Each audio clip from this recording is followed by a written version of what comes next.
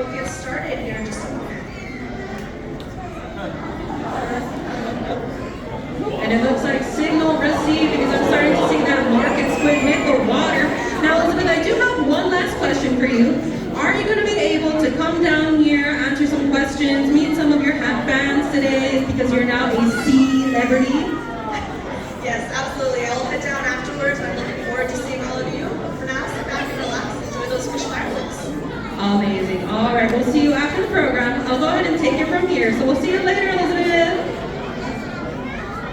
Now, as I mentioned before, folks, as Elizabeth mentioned, there is some market squid hitting the water, and it looks like our fish are very excited for their food today. So I'm going to go ahead and introduce some of our animals, specifically the ones with the long sails across their body and their long, slender body. That there is going to be our dolphin fish. Now, our dolphin fish get that name because back in the day, fishermen used to confuse their blunt head with that of a dolphin. But they do have a second name, and that second name is going to be Dorado. Has anyone here been a little more, has anyone here known about the name Dorado? Any show of hands? Okay, no hands, and that's entirely okay because these Dorado are also able to have an incredible adaptation. That is going to be what is called chromatophores. These chromatophores allow them to change the color of their skin, going from either blue to green to even golden, just as their name mentioned. And whatever gets that blood pumping into their moment, whether they're hunting or being hunted, that is going to be the reason why they're going to be going ahead and hunting their food and changing those colors.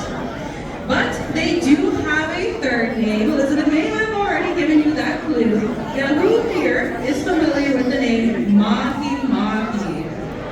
Yeah, I'm starting to see more hands, more clarity going across the room, and that is going to be what their name is going to be. They are a fish so nice, they named it thrice. Now, these mahi-mahi, they also are a very sustainable option here in the United States because they live the life in the fast lane, growing for maturity in just a couple of months, and in 1 year they can reach up to 90 pounds, which makes them a very good sustainable option here.